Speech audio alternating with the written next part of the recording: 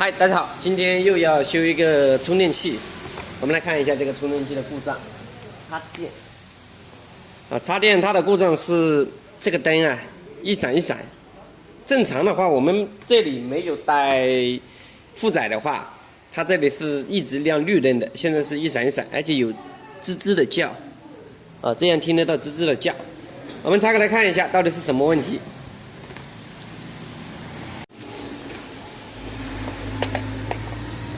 这些螺丝都藏在这个标签下面哈。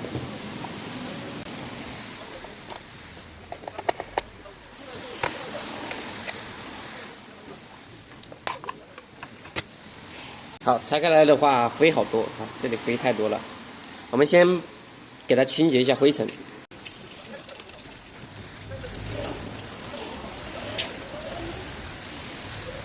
这个灰尘已经清理干净了。我们在修这个电源的时候，首先要了解一下它的框架，最主要是芯片了哈。它这里有3个芯片，这个呢是3862的一个电源管理芯片，这个是开关管哈，这个是开关变压器。然后过来这边的话有2个芯片，这个芯片是 LM358 电压比较器，这里还有一个芯片，这个是 HRMC 好多充电器的话，一般的话是没有这个芯片的。这个芯片它主要的功能就是控制充电的阶段，因为我们铅分电池它正常充电的话是分为4个阶段充电，这样的话对我们电池的寿命会有一定的帮助的。浮充、横流充电、恒压充电，然后交流充电4个状态去充电，电池的寿命就会更耐用哈。它都是通过这个芯片来控制。我看了一下这个充电器，还算是一个良心产品哈，给大家看一下。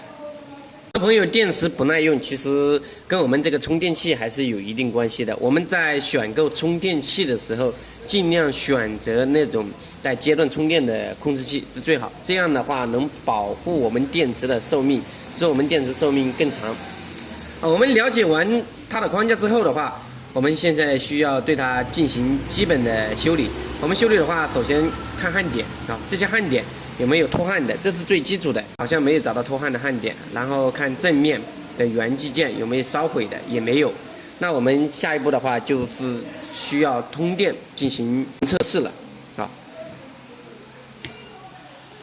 像这种38系列电源管理芯片，那个灯一闪一闪，我们首先的话检查它的电源启动角。这种38系列的，它的启动角是在7角，我们来测一下7角14伏到9伏的跳变这个电压不正常。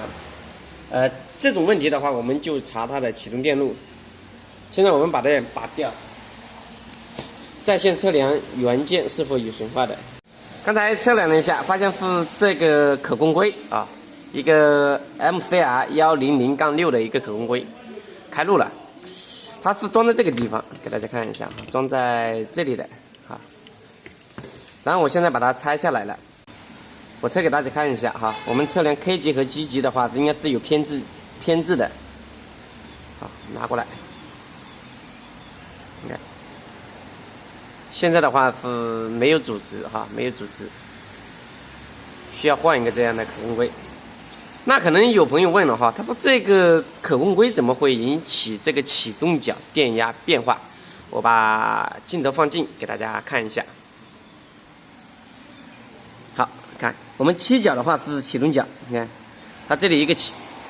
电容这一个电容，然后这边过来这个的话是一个电阻，我翻过来给大家看一下这里一个电阻，这里二极管，这是负闹阻产生的一组电压过来的你看通过这里，然后这里有一个启动电阻，这是直接接到我们整流后的一个启动电阻就是这个电阻这个电阻我测量一下，它的阻值是在200K 左右，是一个正常的阻值。然后你看它直接跑到这里来它启动角接到这里，接到这个可控硅，可控硅这里还被一个那个光偶控制这里刚才我把光偶也拆开来了，光偶的话是好的，我测量了一下是好的，就是这个可控硅坏了，导致我们这个启动角一跳一跳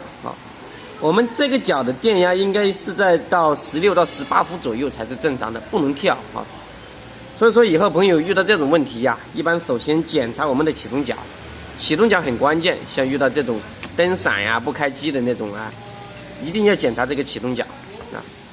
后面的话，我们把这个可控硅换掉。现在手上的话是没有这个可控硅后面需要买一个换掉。这个充电器就是这个可控硅导致的。那今天我们就聊到这里，我们下期再见，好，拜拜。